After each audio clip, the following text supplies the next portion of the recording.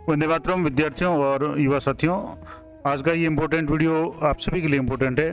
खास करके जो स्टूडेंट्स कक्षा 9 से 11 या 12 तक पढ़ रहे हैं या कॉलेज में पढ़ रहे हैं या किसी भी कंपटीशन की तैयारी कर रहे हैं, उनको विभिन्न जगह पे अलग अलग तरह के प्रमाण पत्र की आवश्यकता होती है। जैसे जन्म प्रमाण पत्र से लेकर के जाति प्रमाण पत्र, EWS सर्टिफिकेट, मूल निवास, विवाह पंजीयन सर्टिफिकेट, राशन कार्ड, बेरोजगारी भत्ता के लिए कौन कौन से दस्तावेज, सामाजिक सुरक्षा की कोई भी योजना है उसका लाभ लेना है तो क्या दस्तावेज चाहिए, पालनहार में अगर कोई है तो उसके लिए कौन कौन से डॉक्यूमेंट चाहिए, और पुलिस चरित्र जो सत्यापन है अगर मान लो किसी नौकरी में लग जाते हैं तो उसके लिए कौन कौन से डॉक्यूमेंट्स की आवश्यकता होती है। पूरी डिटेल में एक एक योजनावार आपको बताऊंगा, क्योंकि कई लोग जो छोटी सी कोई सर्टिफिकेट बनाना है, चाहे जाति प्रमाण पत्र बनाना है या मूल निवास बनाना है, ई मित्र पे जाते हैं तो बार बार उनको चक्कर काटने पड़ते हैं। कभी कहते हैं कि ये डॉक्यूमेंट चाहिए, कभी वो चाहिए। तो एक बार आप ये पूरा वीडियो देख लें, आपको प्रत्येक जो भी डॉक्यूमेंट उसके बारे में जानकारी मिल जाएगी कि कौन कौन सा डॉक्यूमेंट आपको बनाना है, उसके लिए क्या क्या दस्तावेज आपको साथ में लगाने पड़ेंगे, ताकि आपका काम भी आसान हो जाए और आपको बार बार ई मित्र के चक्कर नहीं लगाने पड़े। तो आइए शुरू करते हैं। सबसे पहले जो बात करेंगे जन्म प्रमाण पत्र की। अगर कई बार जैसे खास करके विद्यालय में प्रवेश के समय इसकी आवश्यकता पड़ती है, और अब जैसे कई लोगों का नाम अगर आधार में नहीं है तो उसके लिए जन्म प्रमाण पत्र मांगते हैं, तभी नाम आधार में जोड़ा जाता है। तो जन्म प्रमाण पत्र के लिए सामान्य रूप से जो दस्तावेज चाहिए वो है एक तो अस्पताल का डिस्चार्ज कार्ड। अगर किसी बच्चे का जन्म अस्पताल में हुआ है तो वहाँ से जो भी डिस्चार्ज है वो कार्ड दिया जाएगा। इसके अलावा बच्चे के माता पिता का आधार कार्ड, और यदि अस्पताल द्वारा ऑनलाइन सूचना ना भेजी गई हो तो अस्पताल द्वारा भरा गया जो सूचना पत्र है वो, और यदि बच्चे का जन्म घर पर हुआ है तो माननीय जो तहसीलदार द्वारा जो अनुज्ञा जारी की जाती है वो है, उसके आधार पर जन्म प्रमाण पत्र बनता है। तो अनुज्ञा के लिए जो भी मित्र पे फॉर्म मिलता है उस फॉर्म को आपको लेकर के जो भी 2 परिचित या गेजेटेड ऑफिसर वगैरह के साइन करवा के सबमिट करना पड़ता है, तब अनुज्ञा जारी होती है। उसके बाद में पंचायत या नगर पालिका से बच्चे का जन्म प्रमाण पत्र जारी होता है। तो ये डॉक्यूमेंट्स जो थे उसमें अस्पताल का डिस्चार्ज कार्ड, माता पिता का आधार कार्ड या राशन कार्ड जो उसके स्थान को या जगह को प्रमाणित करता हो, तो ये डॉक्यूमेंट्स आपको ज़रूरत पड़ेगी जन्म प्रमाण पत्र बनाने के लिए। अब बात करते हैं जाति प्रमाण पत्र की। कोई भी स्टूडेंट है अगर उसको किसी भी स्कीम का फ़ायदा लेना है तो उसको जाति प्रमाण पत्र बनाना आवश्यक है। तो उसके लिए जैसे जाति प्रमाण पत्र बनाना है तो आवेदन पत्र उसका चाहिए जाति प्रमाण पत्र का। वो कैटेगरी वाइज अलग अलग होता है। ST SC का अलग होगा, OBC का अलग होगा, या सामान्य जाति का अगर प्रमाण पत्र बनाना है तो उसका भी फॉर्मेट अलग होगा। विभिन्न प्रकार के फॉर्मेट है वो आपको ऑनलाइन भी मिल जाएंगे, और मैं भी कोशिश करूंगा कि सारे फॉर्मेट है वो आपको टेलीग्राम चैनल पर उपलब्ध करवा दूँ। इसके बाद में उस पर फोटो लगेगा तो फोटो चाहिए। आवेदक के शिक्षा संबंधी जो भी दस्तावेज है, जैसे किसी स्कूल में पढ़ रहा है तो उसके विद्यालय का जो भी, जैसे मान लो अध्ययन प्रमाण पत्र है, या 8वीं 10वीं अगर कर चुका है तो उसकी 10वीं बार की जो मार्कलिस्ट है बोर्ड की, या जन्म प्रमाण पत्र है, ये आवश्यकता पड़ेगी। जन आधार कार्ड है वो आजकल अनिवार्य कर दिया है, और जन आधार कार्ड के अलावा आधार कार्ड माता पिता या आवेदक का भी इसमें आवश्यकता होती है। इसके अलावा मतदाता पहचान पत्र पिता और आवेदक का, राशन कार्ड है, और अगर महिला है तो पति या पिता का मतदाता पहचान पत्र। अब जैसे मान लो कोई महिला है, उसकी शादी के बाद में या मतलब जब भी प्रमाण पत्र बनाना है जाति का, तो उसके पिता, वैसे जाति प्रमाण पत्र पिता के नाम से ही बनता है तो वो उनका पहचान पत्र वगैरह या मतदाता पत्र वो चाहिए।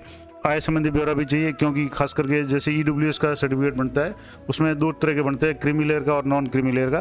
तो अगर नॉन क्रीमी लेयर का बनाना है तो उसमें जो 8 लाख या जो भी लिमिट है उसके संबंधित आय का जो ब्यौरा है वो आपको देना पड़ता है, और स्वयं का या पिताजी का या जो भी है उनका पुराना जाति प्रमाण पत्र वो भी संलग्न करना पड़ता है। तो ये सारे डॉक्यूमेंट्स जाति प्रमाण पत्र के लिए आवश्यकता होती है। अब इसमें कैटेगरी वाइज थोड़ा सा चेंज हो सकता है, और एक जानकारी और आपको दे दूं कि कई लोग बार बार कन्फ्यूज होते हैं, और जैसे किसी भी भर्ती में बार बार जाति प्रमाण पत्र बनाते हैं, तो मैं आपको जानकारी दे दूँ कि ST और SC का जाति प्रमाण पत्र है उसकी वैलिडिटी लाइफ टाइम होती है, यानी वो एक बार आप बना दिया उसके बाद में आपको दोबारा बनाने की आवश्यकता नहीं होती है। जबकि OBC का जो सर्टिफिकेट है और EWS का जो प्रमाण पत्र है, यानी विशेष आर्थिक रूप से जो पिछड़ा वर्ग है, या OBC या MBC का जो नॉन क्रीमी लेयर है वो 1 साल तक वैलिड रहता है। उसके बाद में अगर आप दोबारा नहीं बना पाते हैं अगले साल तो उसको 2 साल तक आप उसको एक्सटेंड कर सकते हैं, लेकिन उसके लिए एक शपथ पत्र है वो उसका फॉर्मेट आता है, और उसके लिए मैंने एक अलग से पूरा वीडियो बना रखा है, वो आप जरूर देखें। तो वो शपथ पत्र के आधार पर आप इसको 2 साल तक एक्सटेंड कर सकते हैं, यानी एक बार बना हुआ जो भी जाति प्रमाण पत्र है EWS का या OBC नॉन क्रीमी का, उसको 2 साल और एक्सटेंड कर सकते हैं, अधिकतम 3 साल तक उसको काम में ले सकते हैं। लेकिन शपथ पत्र हो, और साथ में उस जो भी आवेदक या उसके माता पिता की जो आय है वो निर्धारित सीमा 8 लाख या जो भी सीमा है उसके अंदर हो, इस तरह का शपथ पत्र दे करके उसको 2 साल तक एक्सटेंड किया जा सकता है। तो अगर मान लो किसी के साल भर पहले बनाया हुआ है तो उसको नया बनाने की आवश्यकता नहीं है, वो शपथ पत्र लगा करके उसको काम में ले सकते हैं। तो ये तो बात हो गई जाति प्रमाण पत्र के संबंध में। अगली इंपॉर्टेंट जो है जैसे EWS प्रमाण पत्र। अब जैसे केंद्र का जो EWS प्रमाण पत्र भी दो तरह के बनते हैं, एक केंद्र की सेवाओं के लिए अलग बनेगा और राज्य की सेवाओं के लिए अलग बनेगा। दोनों में कुछ अंतर है और विशेष अंतर मैं आपको बता दूं कि केंद्र के लिए अगर आप केंद्रीय जो सेवा है उसके लिए अगर आप EWS प्रमाण पत्र बनाना चाहते हैं तो उसमें ज़मीन वाली जो शर्त है वो अनिवार्य है, उसमें जो भी पटवारी से ज़मीन के संबंधित जो भी वेरिफिकेशन है वो करवाना पड़ता है।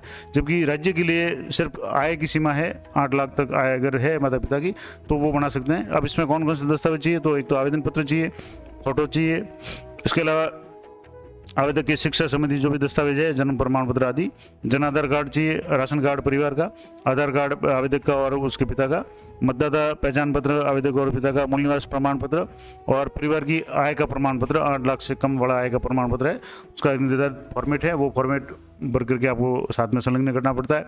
इसके अलावा जैसे केंद्र की बात करें तो स्वयं या पिता के नाम से भूमि की जमाबंदी नगर पालिका, नगर निगम या ग्राम पंचायत से जारी, और भूखंड या फ्लैट है तो उसके दस्तावेज, यानी क्योंकि केंद्र सरकार का जो भी है उसमें जमीन संबंधित जो प्रावधान किया हुआ है, जबकि राजस्थान राज्य की बात करें और राजस्थान राज्य में अगर आपको EWS बनाना है तो सिर्फ आपको आय प्रमाण पत्र और अन्य डॉक्यूमेंट देने पड़ेंगे, भूमि संबंधी कोई दस्तावेज की आवश्यकता नहीं है, ये बाध्यता केंद्र में है अभी। इसके अलावा अगर जो भी आवेदक है उसके माता पिता या स्वयं सरकारी कर्मचारी है तो उसके आय के लिए 16A फॉर्म है जो इनकम टैक्स या आपकी जो भी DDO है वो देते हैं, या GA 55 ये फॉर्म है, ये आपको लगाना पड़ता है सरकारी नौकरी उनकी आय प्रमाणन के लिए। और नहीं है तो सामान्य जो आय प्रमाण पत्र का फॉर्मेट होता है जैसे लगभग 4 पेज का आता है, उसमें जो भी 2 सक्षम अधिकारियों के हस्ताक्षर करवा करके, पहचानकर्ता के हस्ताक्षर करवा करके वो फॉर्मेट संलग्न करना पड़ता है। तो ये सारे दस्तावेज है वो EWS के लिए आवश्यक होते हैं। अगला है मूल निवास प्रमाण पत्र। मूल निवास प्रमाण पत्र की भी आवश्यकता हर भर्ती वगैरह में पड़ती है और स्टूडेंट को कई बार इनके लिए काफ़ी चक्कर काटने पड़ते हैं, तो सारे डॉक्यूमेंट्स आप एक बार साथ लेकर के जाएँ ताकि आपको दोबारा वहाँ चक्कर काटने की आवश्यकता नहीं पड़ेगी। मूल निवास प्रमाण पत्र के लिए जो डॉक्यूमेंट चाहिए उसमें आवेदन पत्र जो भी मूल निवास का है फॉर्मेट है वो, प्लस फोटो, क्योंकि हर डॉक्यूमेंट में आजकल फोटो लगता है तो फोटो चाहिए। इसके अलावा आवेदक की शिक्षा संबंधी दस्तावेज या जन्म प्रमाण पत्र जिससे उसकी डेट ऑफ बर्थ वेरीफाई हो। उसके अलावा जन आधार कार्ड, आधार कार्ड आवेदक का और पिता का, राशन मतदाता पहचान पत्र आवेदक और पिता का, अगर आवेदक का नाम मतदाता सूची में है तो, नहीं है तो कोई जरूरी नहीं है, राशन कार्ड और वर्तमान वर्ष से 10 वर्ष तक की जो वोटर लिस्ट रिकॉर्ड है जैसे 2009 का, 2018 का और वर्तमान का, उसमें पिता का नाम वगैरह होना चाहिए तो मूल निवास है उसमें कोई समस्या नहीं आती। इसके अलावा पुराना या स्वयं का मूल निवास प्रमाण पत्र अगर पिता का नाम का बनाया हुआ है तो वो भी, और जमाबंदी की नकल अगर खुद की है उसके पिताजी की है या अगर दादाजी के नाम से ज़मीन है तो वो उसकी जमाबंदी की नकल वगैरह है वो भी आप लगा सकते हैं। तो ये सारे डॉक्यूमेंट्स मूल निवास के लिए आवश्यक होते हैं। अगला हमारा जो इम्पोर्टेंट प्रमाण पत्र है वो है विवाह पंजीयन, क्योंकि जैसे कई युवा है वो शादी के बाद में अगर किसी भी कंपटीशन का फॉर्म भरते हैं और जब उनका सिलेक्शन हो जाता है तो विवाह संबंधी प्रमाण पत्र भी उनको देना पड़ता है।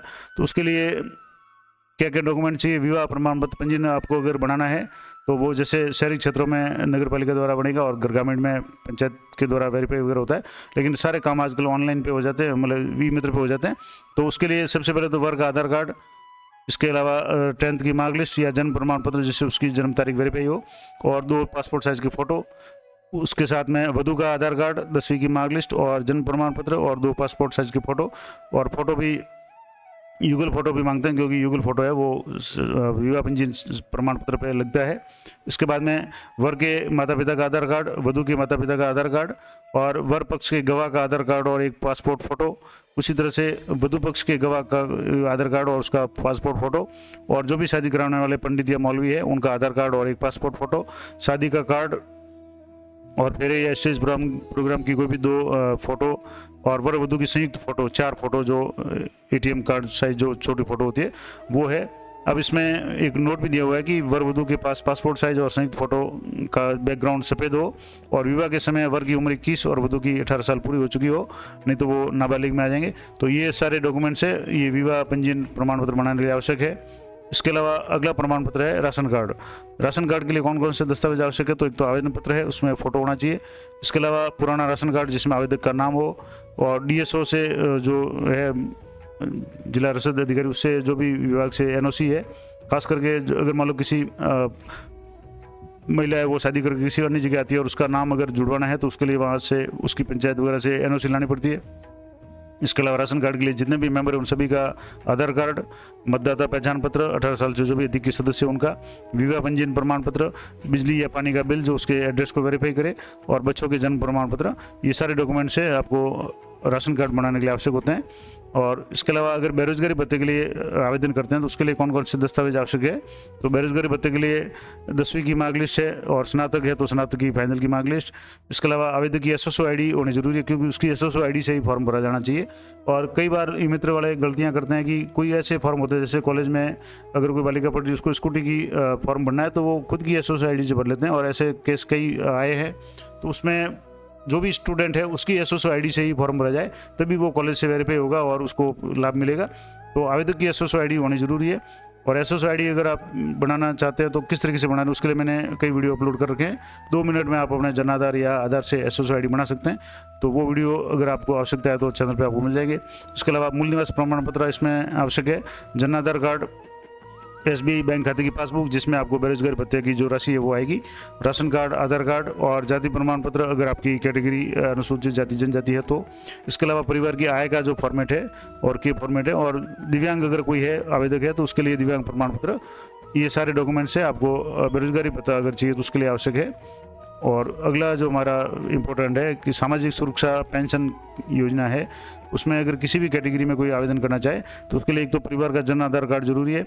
आपको मैं बता दूं कि जन आधार कार्ड और आधार है आजकल हर योजना में आवश्यक हो गए हैं। और सबसे बड़ी समस्या लोगों की उस समय आती है जब आपके जन आधार में और आधार में नाम में मिसमैच है, या आपके 10वीं 12वीं के रिकॉर्ड और जन आधार में नाम में मिसमैच है, तो आपको ऑथेंटिकेशन वगैरह में कई तरह की समस्या आती है। तो कोशिश करें कि आप अपना सबसे पहले तो अपना जो भी डॉक्यूमेंट है 10वीं 12वीं की अगर मार्कलिस्ट वगैरह है तो आप उसके आधार पे आधार को अपडेट करें, और आधार के बेसिस पे आप उसको जन आधार को भी अपडेट कर लें, ताकि आपके डाटा कहीं मिसमैच नहीं हो और आपको कहीं कोई समस्या का सामना नहीं करना पड़े। इसके अलावा सामाजिक सुरक्षा पेंशन के लिए जो भी पेंशन आएगी वो बैंक खाते में आएगी। तो आपका खुद का जो भी अप्लाई कर रहा है आवेदन करता है उसका खुद का बैंक खाता होना चाहिए। खाता या पासबुक है उसकी पासबुक अपलोड करनी पड़ेगी। इसके अलावा पासबुक में IFSC कोड वगैरह स्पष्ट हो। दूसरा, बैंक अकाउंट है वो अकाउंट बंद नहीं हो, वो चालू हो, उसमें लेन देन शुरू हो। आधार कार्ड और आवेदक का आय का घोषणा प्रमाण पत्र है वो आवश्यक होता है, क्योंकि आय के आधार पर ही सामाजिक सुरक्षा पेंशन मिलती है। और इसमें एक नोट भी दिया हुआ है कि पेंशन ये तो आवेदक की जन आधार की कार्ड में संबंधित श्रेणी भी होनी जरूरी है। जन आधार कार्ड में अगर आपकी श्रेणी विधवा, विकलांग, वृद्धावस्था वगैरह जो भी श्रेणी है अगर वो होगी तो आपको किसी तरह की कोई समस्या नहीं आएगी, नहीं तो फिर आपको वापस जन आधार अपडेट करवाना पड़ेगा। तो ये चीज़ें आप विशेष रूप से ध्यान रखें। इसके अलावा पालनहार योजना राज्य सरकार की बहुत ही अच्छी योजना है, और ख़ास करके उन बच्चों के लिए है जो विद्यालय में पढ़ रहे हैं और जिनके माता पिता में से एक या दोनों नहीं है, या किसी कारण से अगर वो दिव्यांग है तो उनको काफ़ी अच्छी सहायता मिलती है। पालनहार के बारे में मैंने विस्तार से वीडियो अपलोड कर रखे हैं, अगर पूरी जानकारी चाहिए तो आप वहाँ से देख सकते हैं। पालनहार योजना में अगर कोई स्टूडेंट है खास करके तो उसके जो भी पालनहार है उसको पालने वाले हैं उनको कुछ निश्चित राशि है वो दी जाती है। अब उसके लिए दस्तावेज क्या चाहिए, तो एक तो जन आधार कार्ड आवश्यक है। उसके अलावा महिला आवेदक है तो उसका पेंशन PPO, अगर पालनहार में अगर कोई महिला पेंशन श्रेणी की है, बैंक खाता, आधार कार्ड, मूल निवास और राशन कार्ड, और पति की मृत्यु या परित्यक्ता या तलाकशुदा जिस कैटेगरी के कारण वो पालनहार में है वो सर्टिफिकेट होना जरूरी है। और सबसे इम्पोर्टेंट बात, जो बच्चे पढ़ रहे हैं उनका विद्यालय में अध्ययनरत प्रमाण पत्र भी जरूरी है। इसमें नहीं लिखा हुआ लेकिन मैं आपको बता दूं, क्योंकि अध्ययनरत प्रमाण पत्र के आधार पर ही वो अध्ययनरत बच्चा है उसी को पालनहार का फायदा मिलता है। तो आप अपने विद्यालय से जहाँ भी बच्चा पढ़ रहा है वहाँ से अध्ययनरत प्रमाण पत्र है वो आपको मिल जाएगा। तो और हर साल उसको अपडेट करना पड़ता है। एक बार पालनहार का फॉर्म भरने के बाद ऐसा नहीं है कि उसको लगातार मिलेगा। हर साल जुलाई माह में जब भी पालनहार के फॉर्म अपडेट होते हैं, वो बच्चा अगर अगली क्लास में आता है तो विद्यालय से आपको जो भी अध्ययन प्रमाण पत्र है, अध्ययनरत प्रमाण पत्र ला करके आपको ई मित्र से वहाँ से अपडेट करवाना है, ताकि उसको साल भर है वो पालनहार का जो पेमेंट है वो मिलता रहे। तो ये महत्वपूर्ण योजना थी पालनहार योजना। अगली महत्वपूर्ण योजना या जानकारी है पुलिस चरित्र सत्यापन के संबंध में। कई बार जैसे भी किसी स्टूडेंट का या किसी कैंडिडेट का किसी नौकरी में सिलेक्शन हो जाता है तो वहाँ पुलिस चरित्र सत्यापन और मेडिकल सर्टिफिकेट, स्वास्थ्य प्रमाण पत्र है, वो दोनों की आवश्यकता होती है। तो पुलिस सत्यापन है वो आजकल ई मित्र के आधार पे हो जाता है, यानी ई मित्र पे आपको अप्लाई करना पड़ेगा और उसके बाद में संबंधित थाने में जाएगा और वहाँ से वेरीफाई होने के बाद में ई मित्र से आप उसको डाउनलोड कर सकते हैं। तो पुलिस चरित्र सत्यापन के लिए आपको एक तो आवेदक का आधार कार्ड चाहिए, पैन कार्ड चाहिए और पासपोर्ट साइज फोटोग्राफ चाहिए और जो भी फॉर्मेट वगैरह होगा वो ई मित्र से अप्लाई होगा और उसके बाद में निर्धारित समय के बाद में आपको जो भी सर्टिफिकेट है वो मिल जाएगा। तो ये इंपॉर्टेंट जानकारी थी कि जो विभिन्न प्रकार के प्रमाण पत्र वगैरह है उनके लिए कौन कौन से डॉक्यूमेंट्स आपको चाहिए। तो जब भी आप किसी भी ई मित्र पे जाएं, आप जो भी डॉक्यूमेंट बनाना चाहे ये वीडियो एक बार अच्छी तरह से देख के जाए कि आपको जो जो प्रमाण पत्र बनाना है उसके लिए आवश्यक डॉक्यूमेंट क्या है वो आप पहले से तैयार रखें, नहीं तो एक डॉक्यूमेंट के लिए आपको वापस दोबारा आना पड़ सकता है और समय उसकी बर्बादी होती है, पैसे की भी बर्बादी होती है। तो कोशिश करें एक बार ये वीडियो पूरा अच्छी तरह से देख लें और जो भी डॉक्यूमेंट आपको बनवाना है या जन आधार बनाना है, मतलब जैसे जन्म प्रमाण पत्र बनाना है, जाति प्रमाण पत्र बनाना है या मूल निवास प्रमाण पत्र बनाना है, उसके लिए कौन कौन से डॉक्यूमेंट आवश्यक होंगे वो सारी जानकारी मैंने आपको दे दी। आशा करता हूँ ये जानकारी आपके लिए उपयोगी रहेगी।